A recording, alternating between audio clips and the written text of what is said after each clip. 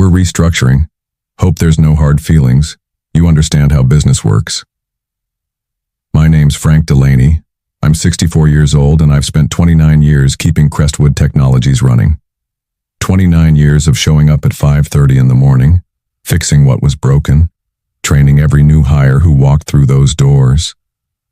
I never took a sick day, never complained when they asked me to work weekends, never said no when they needed someone to stay late and make sure the servers didn't crash overnight. 4 days. That's all I had left before my full pension benefits kicked in. 4 days before I could walk out of there with my head high and my future secure. 29 years and 11 months of service, and Brandon Chase just told me I was done. He didn't even look at me when he said it. Just stared at his laptop screen like I was some line item on a spreadsheet he was crossing out. The conference room felt smaller than usual, the fluorescent lights buzzing overhead like they always did when the building got quiet. I could see through the glass walls to the cubicles where people I'd trained were working, completely unaware that the guy who'd shown them how to fix the air conditioning system and taught them which vendors to trust was getting his walking papers. Budget cuts, Brandon continued, finally glancing up. We're moving in a leaner direction. Nothing personal, Frank, just business. I nodded. What else was I supposed to do? Argue? Beg? I'd seen other guys my age get escorted out by security for making a scene. That wasn't going to be me. The termination paperwork was already printed and waiting in a manila folder. Standard stuff. Final paycheck calculations, COBRA information, return of company property. I signed where they told me to sign. Dated everything with the same pen I'd been using for the past 5 years, the one with the Crestwood logo that was starting to fade. Badge and keys, Brandon said, holding out his hand. I unclipped the ID badge from my belt, the same spot it had lived for nearly 3 decades. The plastic was worn smooth from years of swiping through card readers. My employee photo looked younger, taken back when my hair was still brown, and I thought I'd retire from this place with dignity. The keys felt heavier than they should have. Master keys to every door in the building, keys to the equipment rooms, the supply closets, the loading dock. I'd been trusted with everything. I placed them in Brandon's palm without a word, picked up my copy of the paperwork and walked out. Past the cubicles where people were already looking away. Past the break room where I'd eaten lunch at the same table for 29 years. Past the security desk where I'd checked in thousands of times. The parking lot was quiet. My truck started on the first try, same as always. I sat there for a minute, engine running, looking back at the building. Something felt off about the whole thing, but I couldn't put my finger on what. I built my life around that place. Started there when I was 35, fresh off a divorce that took half of everything I owned. The job wasn't glamorous. Facilities management meant I was the guy who fixed the plumbing when it backed up and made sure the heat worked in winter. But it was steady work with good benefits, and they promised me that if I stuck around, they'd take care of me when I got old. Crestwood wasn't much back then. Maybe 50 employees, 2 buildings, still trying to figure out what kind of tech company they wanted to be. I watched them grow, helped them expand into 4 buildings across the industrial district. When they needed someone to oversee the construction of the new data center, they asked me. When the city inspectors came around asking questions about building codes, they sent me to deal with them. I trained every facilities person who came after me, showed them how to read the blueprints, how to negotiate with contractors, how to keep everything running without breaking the budget. Most of them moved on to better jobs eventually. I stayed. This was my place. My wife passed away 8 years ago. Cancer. The company health insurance covered most of the treatments, and Brandon's predecessor let me take all the time I needed for doctor appointments and hospital stays. When she died, half the office came to the funeral. They were good people, good company. Brandon was different when he took over 3 years ago. Younger, business degree from some fancy school. He looked at everything like it was a problem that needed solving, including the people who'd been there since before he was born. Started bringing in consultants to optimize operational efficiency. Started talking about right-sizing the workforce. The signs were there if I'd wanted to see them. Brandon stopped saying hello when he passed me in the hallway. stopped including me in the monthly department meetings. When I submitted my budget requests, they came back with questions I'd never had to answer before. Why did we need so many maintenance contracts? Could we get by with fewer safety inspections? Wasn't I getting a little old to be climbing ladders and crawling around in equipment rooms? I figured he was just trying to assert himself as the new boss, show everyone he was making changes. I'd seen it before with other managers. They come in, make some noise, then settle into the routine once they realize how things actually work. But there were other things too. Conversations that stopped when I walked into a room. Meetings I wasn't invited to anymore. A new hire in facilities who asked me questions about my job responsibilities. Things he shouldn't have needed to know unless someone was planning to have him take over. I should have paid more attention. Should have asked more questions. But I was 4 days away from my pension vesting, and all I could think about was making it to the finish line. That night, I sat at my kitchen table with the termination paperwork spread out in front of me. The numbers didn't add up the way they should have. According to my calculations, I had 29 years and 11 months of service. According to their paperwork, I had 29 years and 10 months, 1 month short of full pension benefits. I pulled out my old employee handbook, the one from 15 years ago when they changed the retirement policy. It was clear as day. 30 years of service or age 65, whichever came first, for full benefits. I was 64 with 29 years and 11 months. 4 more days and I would have hit the 30-year mark. Then I remembered the company-wide memo Brandon had sent out just last month. I'd kept a copy because it seemed important. Updates to the employee handbook, clarifications about retirement benefits, assurance that the company was committed to honoring all existing agreements. I found it in my filing cabinet, right where I'd left it. Effective immediately, all retirement benefit calculations will be based on continuous years of service as defined in the current employee handbook. Employees approaching retirement eligibility should review their service records to ensure accuracy. I read it 3 times. Then I got out my calculator and started going through my pay stubs. Every single one, going back 15 years. Holiday pay, overtime, vacation days, sick leave. Everything was documented. Everything matched up to 29 years and 11 months of service as of this Friday. They'd miscalculated on purpose, or maybe they just hoped I wouldn't notice. I thought about calling Brandon, demanding they fix the paperwork. But what was the point? He'd already made it clear that I was done. Calling him would just give him a chance to come up with another excuse, another reason why the rules didn't apply to my situation. I thought about getting a lawyer, but lawyers cost money I didn't have, and fighting a big company with deep pockets was a young man's game. Then I remembered Janice O'Connell. She'd worked in human resources at Crestwood for 12 years before retiring last year. Sharp woman, always played by the book, never let the company cut corners when it came to employee rights. I'd heard through the grapevine that she was doing consulting work now, helping other companies avoid the kind of legal problems that came from treating employees badly. I found her number in my old contacts and stared at it for a long time. Making that call would mean admitting that I'd been screwed over. It would mean fighting back instead of just accepting what had happened and moving on. But sitting there in my kitchen, looking at 29 years of pay stubs and a termination letter that didn't match the facts, I realized something had shifted inside me. I wasn't angry. I was focused. I picked up the phone and dialed. Janice answered on the second ring. Her voice was the same as I remembered. Direct, no nonsense, the kind of tone that made you want to tell her the truth whether you planned to or not. "Frank Delaney," she said before I could introduce myself.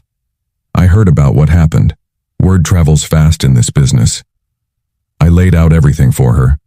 The timing of my termination, the discrepancy in the service calculation, Brandon's attitude over the past few months. She listened without interrupting, asking pointed questions about dates and documentation. When I finished, there was a long pause. "You kept all your pay stubs?" she asked. "Everyone. Company memos? Policy updates? Everything important. My wife always told me to keep good records." "Smart woman, Frank, I need you to listen carefully. What Brandon did isn't just wrong, it's illegal. Federal law protects employees from being terminated to prevent them from collecting earned benefits. But proving it requires more than just the timing. We need to show intent.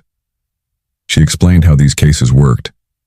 The Department of Labor took them seriously, but they needed solid evidence, documentation, a pattern of behavior, something that showed the termination wasn't just bad timing but deliberate fraud. Bring everything to my office Monday morning, she said. Don't talk to anyone at Crestwood. Don't post anything on social media. Don't even tell your neighbors what happened. If this goes where I think it's going, we want them to believe they got away with it. Monday morning, I drove to Janice's office with 3 boxes of paperwork, pay stubs, employee handbooks, memos, performance reviews, email printouts.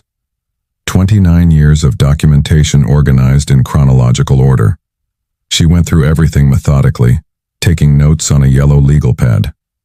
When she got to Brandon's memo from last month, she stopped and read it twice. This is golden, she said. He put it in writing that service calculations should be accurate.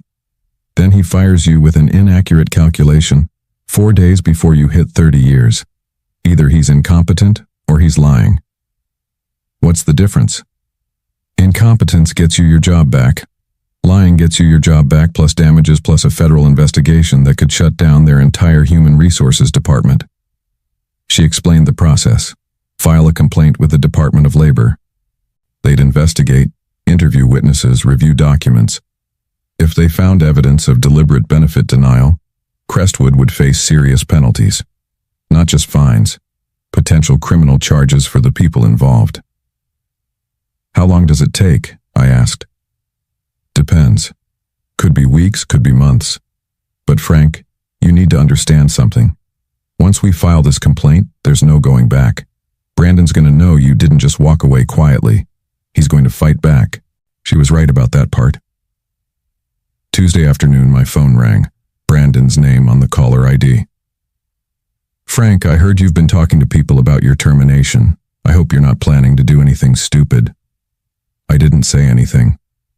Look, I get it, you're upset. But we followed company policy to the letter.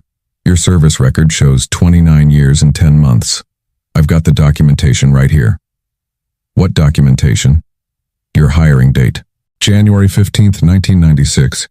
Your termination date. November 8th, 2024. Simple math, Frank. I knew he was lying. I started at Crestwood on December 15th, 1995. I had the offer letter to prove it. But Brandon was setting up his defense, trying to get me to argue with him over the phone where he could control the conversation. I'm not looking for trouble, I said.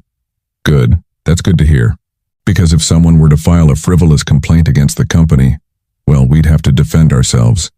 And defending ourselves might involve looking very closely at that person's work history, making sure they never violated any company policies, never took anything that didn't belong to them, never said anything that might have hurt the company's reputation. The threat was clear. Fight back, and they'd destroy whatever was left of my reputation. I understand, I said, and hung up. But I didn't understand. Not really. Because what Brandon didn't know was that Janice had already filed the complaint that morning. Janice called me Wednesday evening with news that changed everything. The Department of Labor moved fast on this one, she said. They've been watching Crestwood for a while. Turns out you're not the first person this happened to. She'd spoken with the investigator assigned to my case. Over the past 2 years, 3 other longtime employees at Crestwood had been terminated within months of becoming eligible for full pension benefits. All of them in their 60s. All of them with service records that had been mysteriously miscalculated. They're calling it a pattern, Janice explained. Systematic benefit denial, the kind of thing that gets companies put on federal watch lists. But there was more. The investigator had requested personnel files for all 4 terminated employees. What they found was a series of emails between Brandon and the new human resources director, discussing ways to optimize the workforce and reduce long-term benefit obligations. They weren't even smart about it, Janice said. Used company email, talked about specific employees by name. Your name was mentioned 6 times in the past 3 months. I felt something cold settle in my stomach. What did they say about me? That you were a legacy cost, that your pension and healthcare benefits would represent a significant ongoing expense, that your position could be eliminated and your responsibilities distributed among existing staff. They'd been planning this for months. While I was coming in early and staying late, while I was training new people and fixing their problems, they were figuring out how to get rid of me without paying what they owed. There's something else, Janice continued. The investigator wants to interview you Thursday morning. They're bringing someone from the criminal division. Criminal? Frank, when a company deliberately terminates employees to avoid paying earned benefits, that's not just a civil matter. That's fraud. Wire fraud if they used electronic communications to plan it. The people involved can go to prison. Thursday morning, I sat in a conference room at the Department of Labor building downtown. Two investigators, both younger than my son, both wearing suits that cost more than I spent on clothes in a year. They recorded everything, asked me to walk through my employment history year by year, showed me printouts of emails I'd never seen. The emails were worse than Janice had described. Brandon and the Human Resources Director hadn't just discussed terminating me.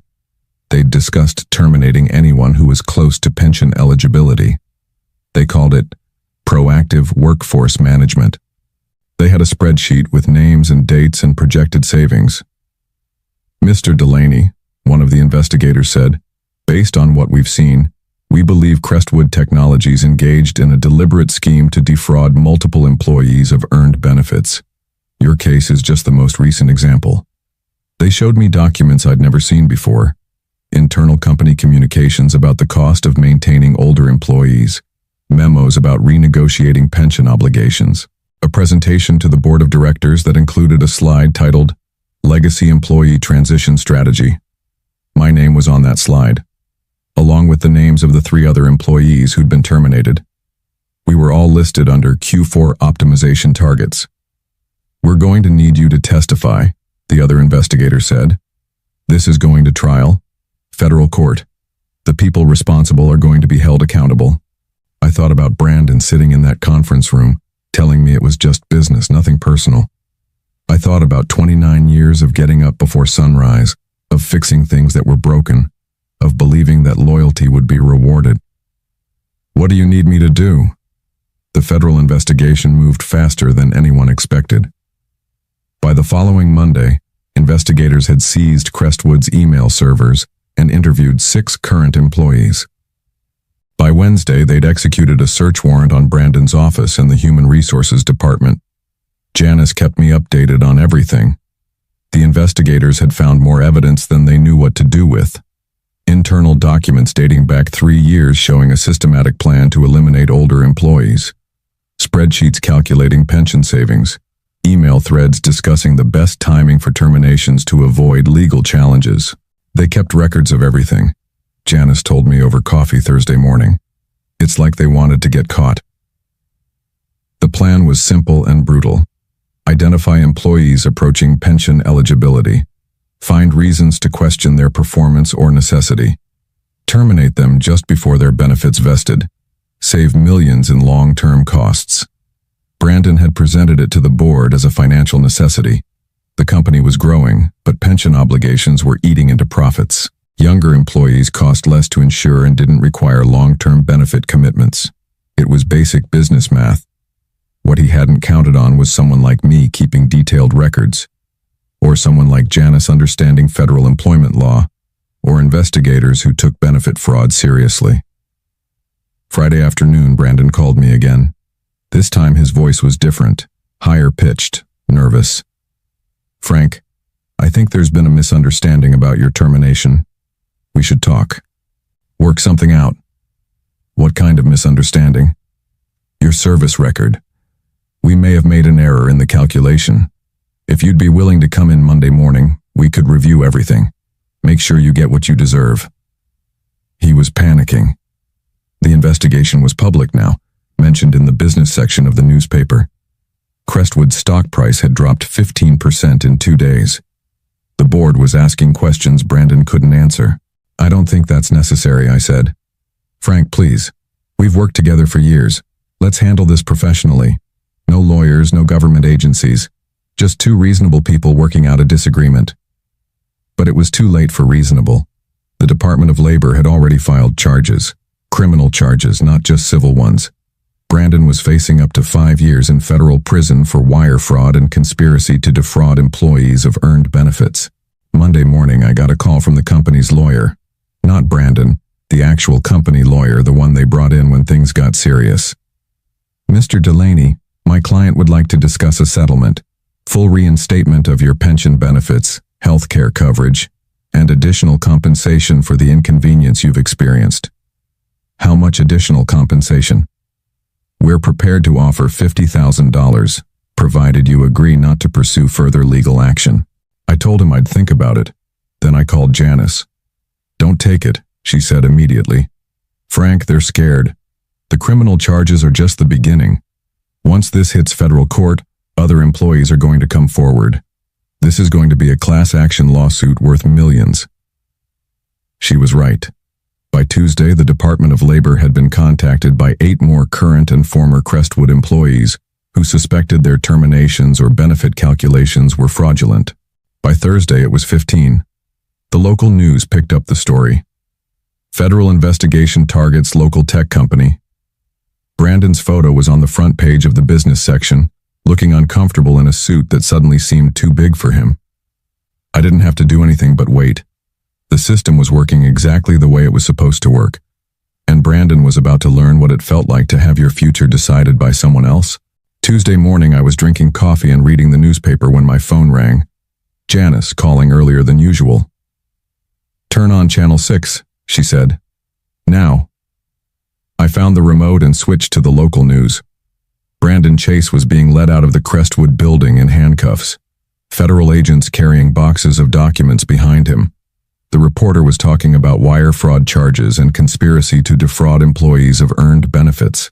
Federal prosecutors allege that Chase and Human Resources Director Patricia Walsh engaged in a systematic scheme to terminate longtime employees just before they became eligible for full pension benefits, the reporter said. The alleged fraud cost affected employees hundreds of thousands of dollars in earned benefits. The camera showed Brandon stumbling slightly as the agents helped him into a federal marshal's vehicle. His face was pale, his usually perfect hair disheveled. He looked smaller than I remembered. The indictment charges Chase with 14 counts of wire fraud and conspiracy, the reporter continued. If convicted, he faces up to 70 years in federal prison. I turned off the television and sat in the quiet of my kitchen. 29 years of getting up before sunrise, of fixing things that were broken, of believing that loyalty mattered.